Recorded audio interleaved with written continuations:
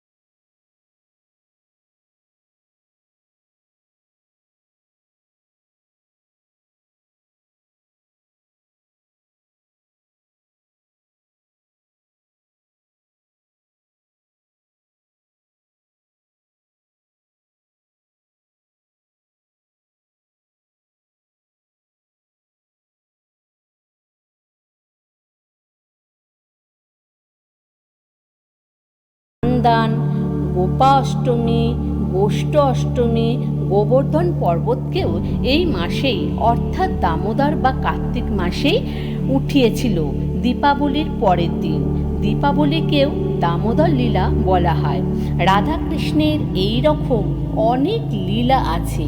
রাধাকৃষ্ণর এই কার্তিক মাসে অনেক লীলা করেছিলেন বলে এই মাসটিকে ভগবান রাধাকৃষ্ণের এবং ভক্তদের কাছে খুব প্রিয় মাস। এবার আমরা জানব পুরাণ এবং শাস্ত্রে কার্তিক মাস কোথায় বর্ণনা আছে এবং কোন শাস্ত্রে কার্তিক মাস সম্পর্কে কি বলেছে। স্কন্দপুরাণ বলেছে সমস্ত যুগের মধ্যে শ্রেষ্ঠ যুগ হলো সতীযুগ। এই রকম সমস্ত শাস্ত্রের মধ্যে বেদ হলো শ্রেষ্ঠ, আর সমস্ত নদীর মধ্যে শ্রেষ্ঠ হলো গঙ্গা, আর মাসের মধ্যে শ্রেষ্ঠ হলো কার্তিক মাস বা দামোদর মাস। পদ্মপুরাণে উত্তরাখণ্ডে 112 অধ্যায়ে 3 নম্বর শ্লোকে ভগবান বলেছেন সমস্ত গাছের মধ্যে তার প্রিয় গাছ হচ্ছে তুলসী, সব দিবসের মধ্যে তার পছন্দ হচ্ছে একাদশী, আর সমস্ত তীর্থর মধ্যে ভগবানের প্রিয় তীর্থ হচ্ছে বৃন্দাবন। সমস্ত মাসের মধ্যে তার প্রিয় মাস হলো কার্তিক মাস বা দামোদর মাস। এই কার্তিক মাসে যে ভক্তির সঙ্গে কাজ করে তার ফল পাওয়া যায় দ্বিগুণ। এই কার্তিক মাসে আমরা ভক্তি দিয়ে কিছু করলে ভগবানের আশীর্বাদ পাওয়া যায়। এবার বলবো যে এই কার্তিক মাসে আমাদের 11টা কোন কোন কাজ করা উচিত। প্রতিদিন সকালে উঠে আমাদের দীপদান করা উচিত। এটি হলো প্রথম কাজ। দীপদান করেন ভগবানকে খুশি করার চেষ্টা করতে হবে। শাস্ত্রে বলা হয়েছে যে এই দীপদান করলে অনেক পাপ মুক্ত হয়। যে ব্যক্তি কার্তিক মাসে দীপদান করে তার অনেক পাপের প্রায়শ্চিত্ত হয়ে যায়। সকাল সন্ধে দীপদান করলে রাধাকৃষ্ণের প্রেম পাওয়া যায়। দ্বিতীয় হচ্ছে সকালে উঠে মঙ্গলারতি করতে হবে এবং তুলসী পূজা করতে হবে। তৃতীয় কাজটি হলো হরিনাম জপ করতে হবে, যেমন হরে কৃষ্ণ কৃষ্ণ কৃষ্ণ হরে হরে, হরে রাম রাম রাম হরে হরে। এই হরিনাম করলে সব কিছু অশুভ নাশ হয়। চতুর্থ কাজ হলো সকাল সন্ধ্যা কীর্তন করতে হবে, 15 মিনিট ধরে কীর্তন করতে হবে। পঞ্চম কাজ হলো ভগবানকে ভোগ নিবেদন করে সেই ভোগ খেতে হবে। আর ষষ্ঠ কাজ হলো রাধাকৃষ্ণের কথা শুনতে হবে। আর সপ্তম কাজ হলো ভগবানের বই পড়তে হবে, যেমন গীতা। আর অষ্টম কাজ হলো ভগবানের ধামে যাওয়া, যেমন বৃন্দাবন। নবম কাজ হলো 4টে জিনিস পালন করতে হবে, যেমন নেশা করা বন্ধ করতে হবে, জুয়া খেলা বন্ধ করতে হবে, মাছ মাংস খাওয়া যাবে না, বিয়ের পর অন্য কোনো সম্পর্কে যাওয়া যাবে না। আর দশম কাজ হলো ভগবদ গীতার প্রচার করতে হবে। এবং একাদশ কাজ হলো গরিব দুঃখীদের দান করতে হবে।